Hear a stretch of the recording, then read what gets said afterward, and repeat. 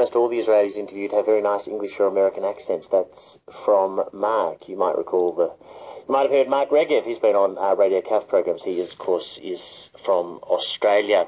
Well, someone who is stepping into the breach, I suppose. We did try to reach some of the representatives from Palestinian organisations in Gaza. You can imagine it's harder to reach them than it is to reach a spokesman for the IDF. But Samah Sabawi joins us. She's an analyst with the Al-Shabaka think tank. They're international. She used to be with the Australians for Palestine group. Samah, thanks so much for coming in. Thank you for having me. I know you've got family and friends in Gaza. What are they telling you? They're telling me that their situation right now is quite difficult. It's very dire. It's been bad from the first day, but I think on the 15th day, everybody's feeling it right now. There is absolutely no place in Gaza that is safe. I spent 2 hours last night consoling a friend on Skype who lost her cousin and her cousin's entire family because they were in the Shujaiya during the massacre of That's the area that was very heavily That's hit. the area. So the family tried to get them out, and they succeeded in getting her cousin out, and her husband and her 2 children. Her cousin was 9 months pregnant, and they moved them to an area called Rimal, which is in the center of Gaza City, and they didn't even see the next morning. That area was bombed, and 8 members of that family died, and that was just yesterday. So when I hear Peter Leonard from the IDF talk about how careful they've been about not killing civilians, I think it's very sinister that he says that. The IDF has a habit of always trying to tell us something that contradicts what we experience and what we see with our own eyes. The leaflets are real, the warnings are real. The leaflets are real, but they're part of a psychological warfare on the people of Gaza. The fact that they tell them move from Shujaiya or from Tufah or from Khan Yunis and move into the center of the city is telling half the story. The center of the city is also being bombed. The coastline is also being bombed. So there is really no safe place to go. And I think they warn. Hamas don't warn. That's a difference, isn't it? They warn that people are going to be killed. They warn where they're going to hit. Their warnings are done with a sinister intention. Their firing is indiscriminate. And I just heard Peter Leonard say that they don't like using the words indiscriminate and disproportionate. Again, he's telling us something that we're not experiencing in reality. Israel's fire, if it is precise as they say, that's even a worse war crime, because they are intentionally then targeting hospitals, targeting schools, targeting mosques, targeting homes, targeting apartment blocks, killing not 1 or 2 or 3 members of a family, but we're talking about 8, 12, 24 members of the same family. That's wholesale death and destruction, and you cannot justify it with anything that they say. It's just whatever they say, they're just saying it for propaganda reasons. I just wanted to put one clarifying point in there. Shujaiya, the area, is that how I say it? Shujaiya? It's that area and the attack there on Sunday, back sort of Gaza and Israel time, that's the attack that prompted, I mentioned to Peter Lerner, the 10 Israeli human rights groups. They say the IDF is breaching international laws of war. That letter was sparked by the attack on the area that Samah was speaking about. Samah Sabawi, Israel's got a very good point, though, don't they, when they say, listen, we stopped. In that 6 hours of ceasefire proposed by Egypt last week, we stopped. Hamas didn't. Hamas has a lot to answer for because of that, don't they? Again, that whole ceasefire was done with bad intentions. It wasn't done in order to actually stop the bombardment of Gaza. It's difficult to have a ceasefire agreement without actually talking to the people who are supposed to be implementing the ceasefire. Hamas wasn't involved in the discussion. But even if they were, I think Hamas is in a very difficult position now.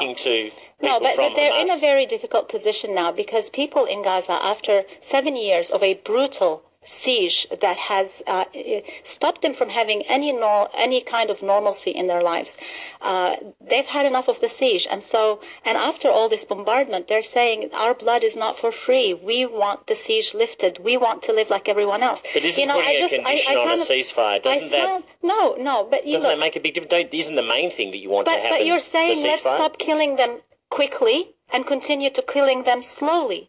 These can't be the only 2 options that the Palestinians are given, surely.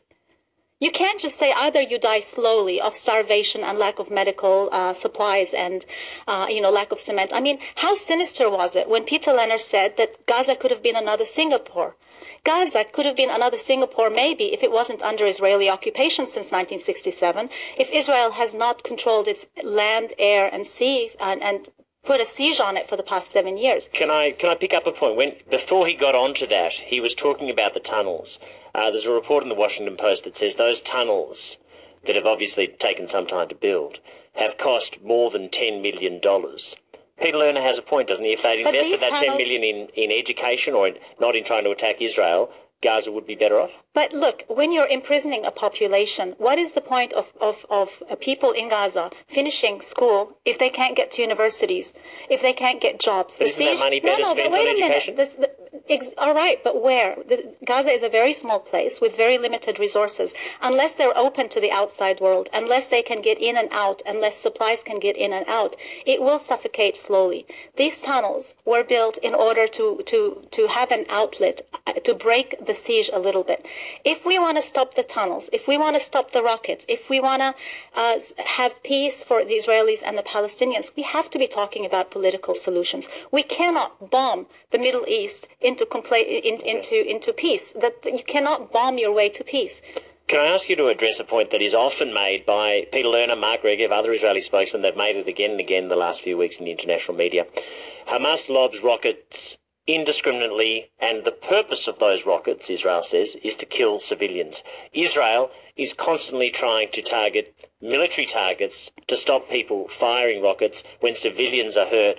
That is an unfortunate byproduct of their attack. Look, first of all, firing indiscriminately at civilians, no matter which side of the wall they're on or which side of the border they're on, is a crime against under international law. Hamas uses whatever weapons that they have available to them. These unsophisticated rockets that Hamas, basically homemade rockets, are fired indiscriminately because Hamas doesn't have the technology to be able to shoot. But that doesn't make it right, does it? No, it doesn't make it right. But you asked me why do they fire indiscriminately? But what's even worse than that, I mean, we're talking about a war, a 15-day war now, where Israel has dropped almost 2,000 tons of bombs and explosives on an area that's 360 square kilometers and very highly condensed, has killed 500 people. In order to stop the rockets, which could have been and were in fact stopped under previous ceasefire agreements between Israel and Hamas. Well, Israel would blame Hamas for firing first again, wouldn't they? No, but every time there's a ceasefire and every time the ceasefire breaks, it's usually because Israel escalates, either assassinates a Hamas leader or imprisons Hamas spokespeople or what have you. We need political solutions, and if they can't work it out on their own, that's when the international community needs to step in and to play a positive role. Our government, for one, is not playing a constructive, positive role. You mean the Palestinian Authority? No, our government. The Australian government. The Australian government here and other world governments are not holding Israel to account for its violations of international law. They are not contextualizing the conflict. They're saying Israel has a right to defend itself. Well, they don't really have a right to defend themselves against a people they occupy and besiege and have oppressed since 1967. You have to put everything in the right context. And if you want peace for both people, you really have to go back to the old book of international law and human rights and be even-handed when you dish out your judgments. Okay. Samah, thank you for coming in and taking all the questions. Thank you very much. Samah Sabawi is with the Al-Shabaka think tank. They're global. She used to be with the Australians for Palestine. As I explained, we did try to speak to some Palestinian representatives in Gaza City, but you'll understand it's not that easy right now. I did say that we'd try to get some glimmers of hope. I'm not sure if we got there or not, but still, coming up, we will have a word. We will flick the switch and stop dwelling on the dark and dwell a little bit on the light. Gary Meehan will join us for our Melbourne interview. He is, of course, from MasterChef. First, though, let's get some news headlines with Colin Denman. Hi there, Colin. Yes, thank you, Rafa.